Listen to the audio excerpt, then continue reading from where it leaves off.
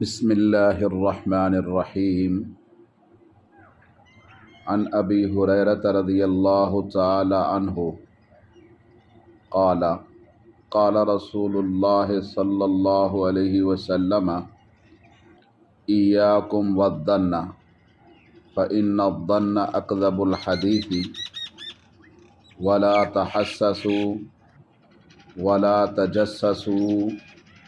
ولا تناجشوا ولا تحاسدوا ولا تباغضوا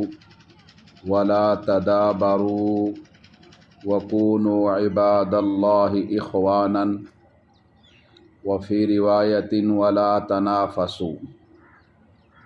صدق رسوله النبي الكريم الأمين اللهم صل على محمد وآله وصحبه وبارك وسلم۔ حضرت ابو ہریرہ رضی اللہ تعالی عنہ سے روایت ہے کہ رسول اللہ صلی اللہ علیہ وسلم نے ارشاد فرمایا، ایاکم والظن، بدگمانی سے بچو، فإن الظن اکذب الحدیث، کیونکہ بدگمانی یہ سب سے بڑا جھوٹ ہے، ولا تحسسوا ولا تجسسوا، اور لوگوں کی ٹوہ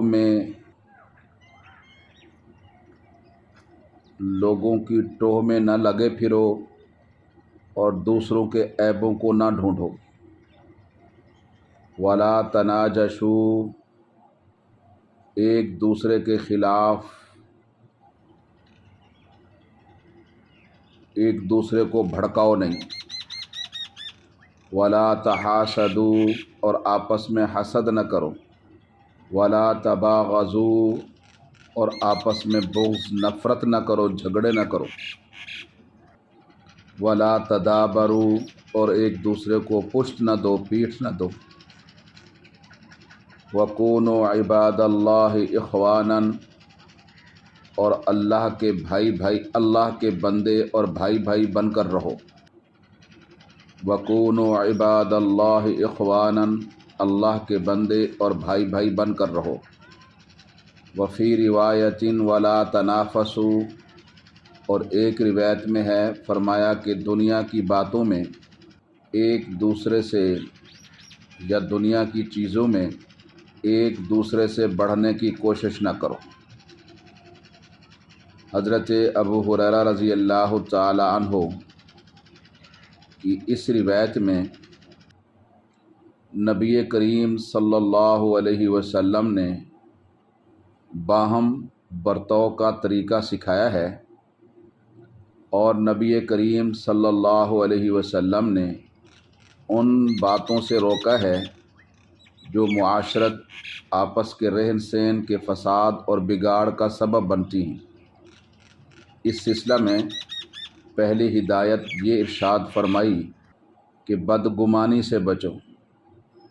کیونکہ برا گمان یہ سب سے زیادہ جھوٹی چیز ہے۔ ظن کے معنی ہوتا ہے گمان، اندازہ، اٹکل، تو فرمایا کہ یہاں بدگمانی مراد ہے، یعنی یقینی چیزوں کے متعلق شبہ ظاہر کرنا کہ ممکن ہے ایسا ہو، ہم یقین سے نہیں کہہ سکتے،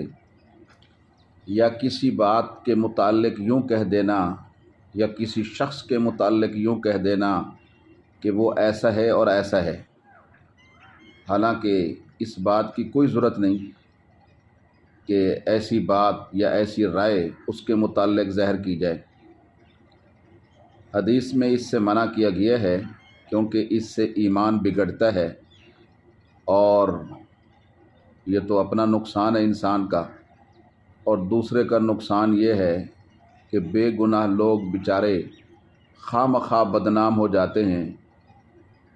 جب کوئی ایسی ویسی بات کسی کے متعلق سنتا ہے تو سننے والے کے ذہن میں شیطان یہ وسوسہ ڈالتا ہے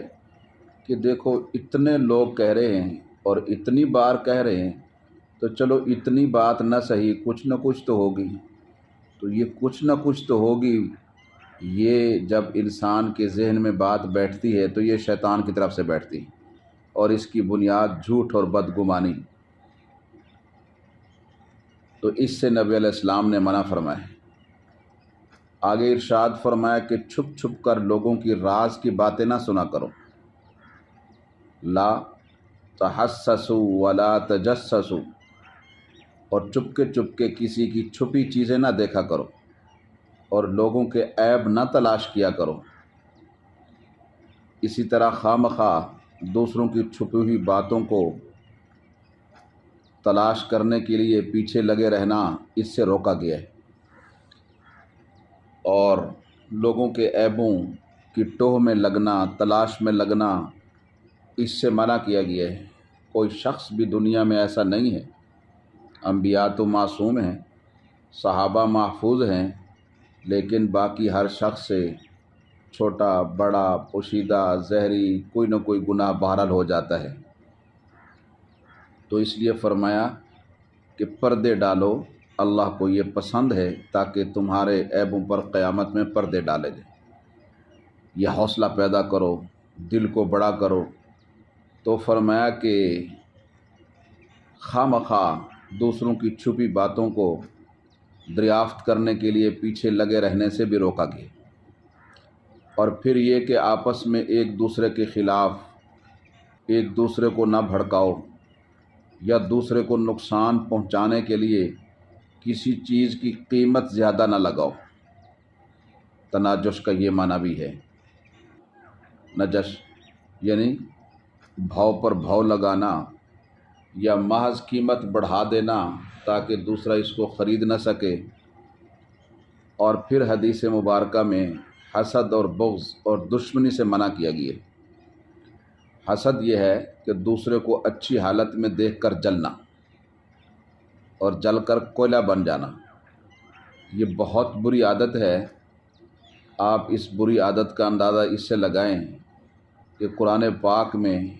جن شرور و فتن کا ذکر کیا گیا ہے، ان میں آخر کے اندر اللہ تعالیٰ نے وَمِن شَرِّ حَاسِدٍ إِذَا حَسَدَ، یعنی جس برائی کے اختتام پر قرآن ختم ہو رہا ہے وہ کتنی کبھی اور سخت ہوگی، حسد پر یہ فرمایا من شر حاسد اذا حسد، آخر میں اللہ نے فرمایا۔ تو یہ بہت بری عادت ہے کہ دوسرے کی صلاحیت پہ جلنا، دوسرے کے مال و متاع پہ جلنا، دوسروں کی اولاد پہ جلنا، اس کو نعمتوں کے ملنے پر جلنا، اس سے نیکیاں بھی انسان کی جل جاتی ہیں۔ خود تو اندر جلتا ہی جلتا ہے، جو نیکیاں کرتا ہے وہ بھی جل جاتی ہیں۔ حسد نیکیوں کو ایسے کھاتا ہے جس طرح خشک لکڑیاں آگ کو جلا کر خاکستر کر دیتی ہیں، یہ بھی نیکیوں کو خاک بنا دیتا ہے، حسد ان کو راکھ بنا دیتا ہے۔ تو اس لیے فرمایا لا تحاسدوا، ایک دوسرے سے حسد بھی نہ کرو، اور لا تباغضوا، بغض اور دشمنی بھی نہ کرو۔ اور فرمایا وَكُونُوا عِبَادَ اللَّهِ لَا تَدَابَرُوا کا ایک معنی یہ ہے کہ ضرورت اور پریشانی کے وقت ایک دوسرے سے پیٹھ پھیر کر نہ چل دیا کرو، یہ معنی بھی کہ جہاں تک ہو سکے دوسرے کی مدد کرو۔ اور دوسرا معنی لا تدابروا کا یہ بھی ہے کہ کسی کی پیٹھ پیچھے برائی نہ کرو، نہ تو ضرورت کے وقت کسی سے رخ موڑو اور نہ ہی کسی کی پیٹھ پیچھے برائی کرو، دونوں معنی ہیں لا تدابروا۔ اسی طرح آگے فرمایا لا، ایک روایت میں ہے لا تنافسوا، تنافس کہتے ہیں باہم کسی چیز کے حصول میں رغبت کرنا اور اس کے حاصل میں کرنے میں ایک دوسرے سے بڑھنا۔ تو اسی طرح دنیا کے سامان اور مال و متاع میں ایک دوسرے سے آگے بڑھنے کی کوشش میں نہ لگے رہو۔ فاستبقوا الخیرات، حق جل مجدہ اعلیٰ ارشاد فرماتے ہیں نیک کاموں میں ایک دوسرے سے بڑھنے کی کوشش کرو۔ تو آخر میں فرمایا کونوا عباد اللہ اخوانا، یہ گویا کہ اسلامی اخلاق کا خلاصہ ارشاد فرما دیا کہ اللہ کے بندو آپس میں بھائی بھائی کی طرح رہو، بھائی بھائی بن کر رہو۔ جس طرح بھائیوں کے مفادات اور نقصانات مشترک ہوتے ہیں، اسی طرح تم ایک دوسرے کو نقصان سے بچانے کے لیے بھی فکر مند رہو اور ایک دوسرے کی مدد کے لیے بھی تیار رہو۔ لیکن بہرحال یہ سب اسی صورت میں ہو سکتا ہے جب ہم سب کے سب اللہ کے بندے اور غلام بن کر رہیں۔ اللہ تعالی ہم سب کو ایسا ہی بنائے جو نبی علیہ السلام اور اللہ کی منشا ہے، اس پر ہمیں اللہ تعالی عمل کی مخلصانہ اور کامل اطاعت کے جذبے کے ساتھ توفیق نصیب فرمائے۔ وآخر دعوانا الحمد للہ رب العالمین۔